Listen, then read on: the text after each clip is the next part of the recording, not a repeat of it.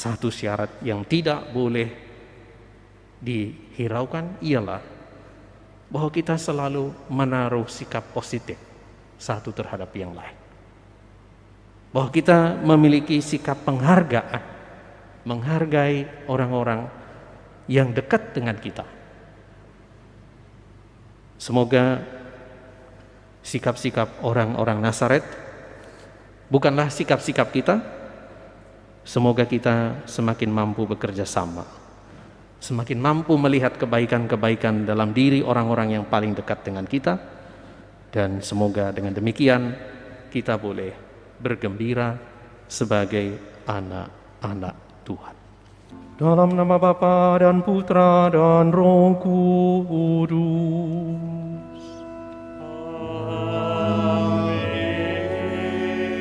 Rahmat Tuhan kita Yesus Kristus, cinta kasih Allah, dan persekutuan Roh Kudus besertamu.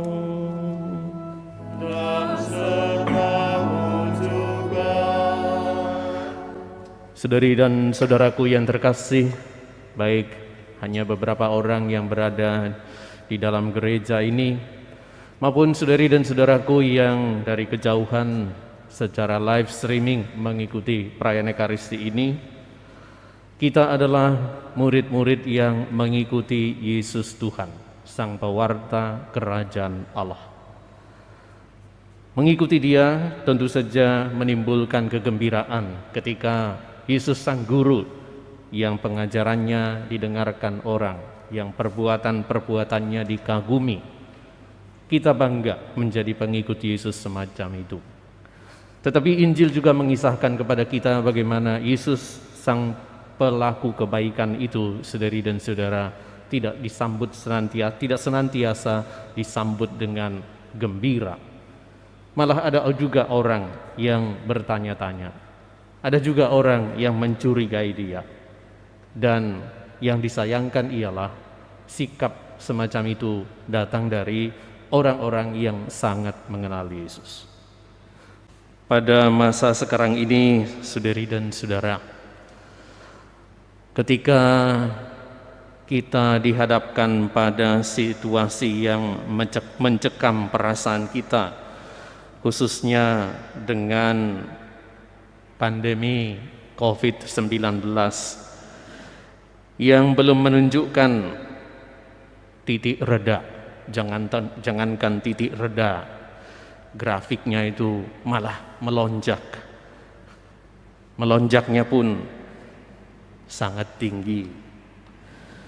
Dan ditetapkanlah di masyarakat kita, khususnya di Pulau Jawa dan Bali, pemberlakuan pembatasan kegiatan masyarakat dalam keadaan darurat. Situasi ini membuat kita semakin merasa was-was, semakin tidak mudah bergerak tentu saja. Dan mungkin juga di antara kita ketika berada sedikit dekat dengan orang-orang di sekeliling kita, ya ada perasaan takut. Takut jangan-jangan saya ketularan dari orang yang tidak saya tahu apakah orang itu bebas dari virus atau dia memang sungguh-sungguh terpapar. Takut kalau saya menjadi pembawa virus kepada orang lain. Kemarin 2 hari yang lalu maksud saya pergi ke Batu Retno lewat Wonogiri, mengunjungi sekolah Kanisius di Batu Retno. Biasanya kedatangan Romo di sekolah-sekolah Kanisius itu disambut sebagai hal yang menggembirakan. Tapi kemarin, ya saya kira mereka gembira dari wajah-wajahnya yang masih kelihatan matanya itu, karena senyumnya nggak kelihatan, ditutupi masker. Masih ada kegembiraan, tetapi suasananya kaku, kikuk, sedikit bergerak lebih dekat, sadar, lalu mundur. Dari Batu Retno saya pergi ke Watu Agung sebagai tujuan utama saya dalam kunjungan sekolah. Maka kami mengadakan pertemuan di sana di tempat terbuka, bukan di suatu ruangan, melainkan di halaman sekolah. Berbicara dengan berdiri hampir lebih dari 1,5 jam. Karena takut untuk menularkan, takut kalau menularkan atau ditulari virus corona 19 itu. Selanjutnya saya pergi ke Serenan, daerah Danan situ. Yang sama terjadi. Ada ketakutan. Dan menjadi lebih takut lagi ialah ketika ternyata di daerah itu, sebelum saya ke sana saya tidak punya informasi bahwa itu termasuk zona merah, bahkan ada beberapa zona hitam. Ketakutan menjadi semakin besar. Wah, kok saya tidak mencari informasi sebelumnya bahwa daerah ini ternyata zona yang berbahaya. Maka pikiran kacau gitu ya. Perut pun mulas-mulas, entah apa sebabnya, ya nggak begitu jelas gitu. Bukan karena salah makan, salah minum, ya tapi karena pikiran. Tadi saya juga masih melakukan kunjungan ke Karanganyar, mengunjungi satu sekolah yang menghadapi kesulitan besar. Harus berbicara, membesarkan hati teman-teman, tetapi juga harus selalu menjaga jarak. Tidak mudah. Dalam situasi yang semacam itu, kecenderungan kita ialah mendengar sesuatu yang baik akan langsung menggembirakan. Kabar sekecil apapun, obat sesederhana apapun, atau cara yang paling simpel untuk dilakukan, mudah kita percaya ketika kita dengar untuk dilakukan dalam menghadapi misalnya bahaya dari coronavirus. Harapan kita menjadi sebegitu besar supaya Tuhan melakukan sesuatu untuk hidup kita. Harapan kita menjadi begitu besar satu terhadap yang lain, bahwa kita bisa saling membantu. Tetapi bagaimana dengan yang kita dengar pada bacaan Injil, dalam bacaan Injil hari ini? Yesus, saudari dan saudara, dikisahkan dalam Injil yang mewartakan kerajaan Allah. Selain mengajar orang banyak, pengajarannya sungguh dikagumi, didengarkan, disimak dengan baik-baik. Karena Yesus dikatakan dalam Injil mengajar dengan penuh wibawa. Bukan hanya seseorang yang mengeluarkan kata-kata indah, tetapi apa yang dia katakan itu terpercaya. Orang menaruh minat, memasang telinga pada ajaran Yesus. Sekali lagi, bukan hanya soal kata-kata yang diucapkan oleh Yesus, tapi pribadi Yesus itu sendiri meyakinkan bahwa apa yang dia katakan adalah benar. Ia juga, saudari dan saudara, diceritakan melakukan berbagai macam hal yang menakjubkan. Menyembuhkan orang sakit, mengusir roh jahat, bahkan meredakan angin danau yang berkecamuk. Minggu lalu kita dengar bahwa seorang perempuan yang sakit pendarahan sangat lama, 12 tahun, sembuh hanya karena menjamah jumbai jubahnya. Putri Yairus, kepala rumah ibadat, juga bukan hanya sembuh dari sakitnya, si putri itu sudah mati, tetapi Yesus membangunkannya, mengembalikan kehidupannya. Banyak orang yang bergembira, banyak orang yang lalu berpengharapan, banyak orang yang lalu kembali bersemangat karena Yesus hadir di tengah-tengah mereka. Nah, bagaimana ketika dia datang ke kampung halamannya sendiri? Tadi itu kan terjadi di tempat-tempat lain, bukan di rumah, bukan di kampung asalnya. Ketika dia datang di Nazaret, seperti apa yang menjadi kebiasaannya, ia mengajar di rumah ibadat. Mereka kagum mengenai kata-kata indah yang dia ucapkan. Tapi mulai ragu. Mereka rupanya mendengar cerita tentang mujizat-mujizat yang diadakan Yesus. Selanjutnya mereka bertanya, hikmat apakah yang diberikan kepadanya? Kok bisa mujizat-mujizat yang demikian dapat diadakan oleh tangannya? Dia ini kan anak Maria, dia ini kan seorang tukang kayu. Bukan berasal dari kelompok masyarakat yang berkhotbah, bukan ahli Taurat, bukan orang Farisi, bukan dari kalangan imam. Kok bisa dia mengajar sedahsyat itu? Dia hanya tukang kayu.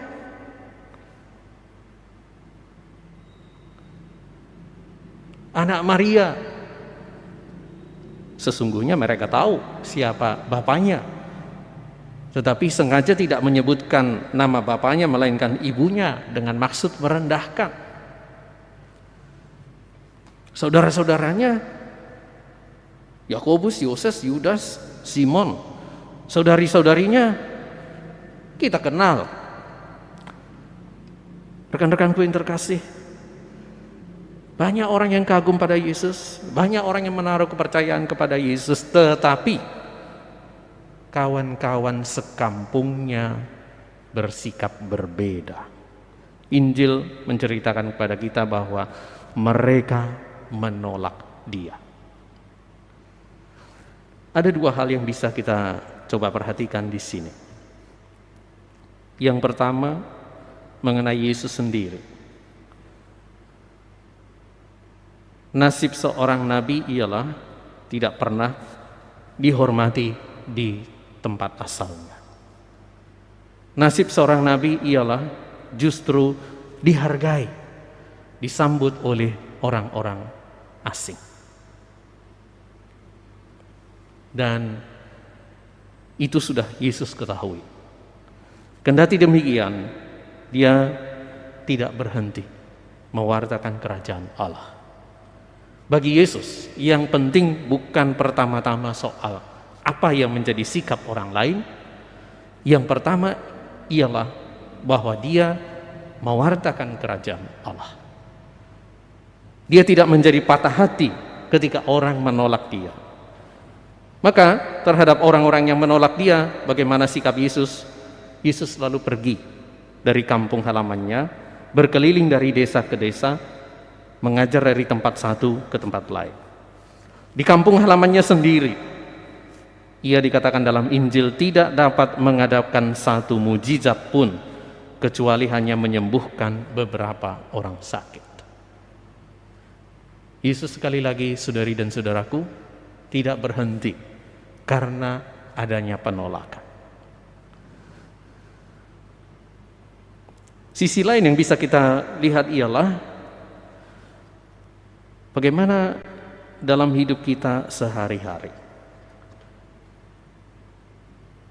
Barangkali cukup sering terjadi di dalam hidup kita, kebaikan menjadi jauh dari kita. Bukan karena tidak ada orang baik, tetapi sikap kita yang kadang-kadang menolak orang yang melakukan kebaikan semata-mata karena kita merasa orang itu hanya kawan biasa sehari-hari, bukan orang hebat. Kita tahu siapa dia, malah kita tahu ada kekurangan-kekurangannya, gitu ya. Kita lebih sering suka mendengar orang asing dan kurang bersedia mendengar orang yang paling dekat dengan kita.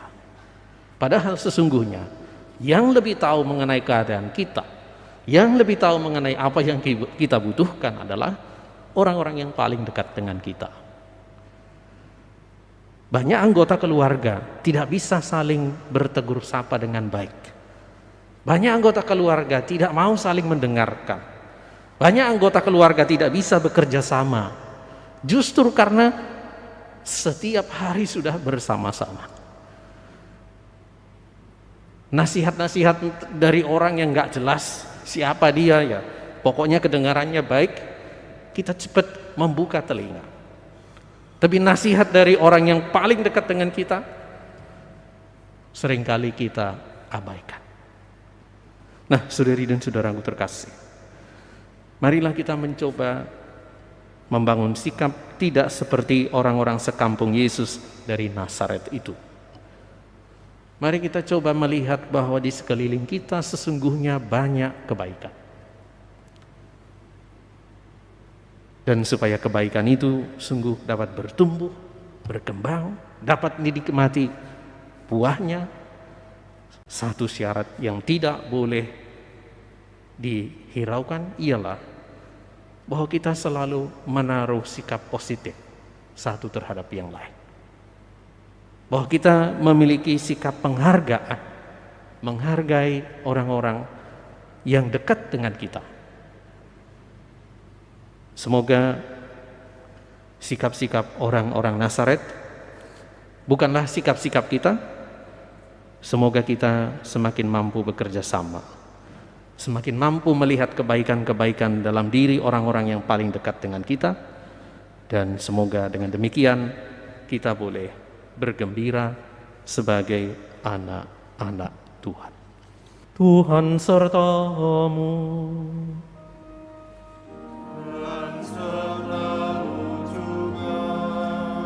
Semoga saudari dan saudara sekalian dilindungi, dibimbing dan diberkati oleh Allah yang Maha Kuasa, Bapa dan Putra dan Roh Kudus.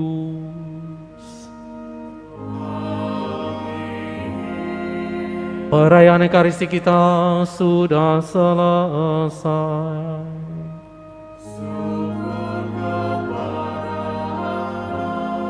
Marilah pergi, kita diutus membawa damai Tuhan.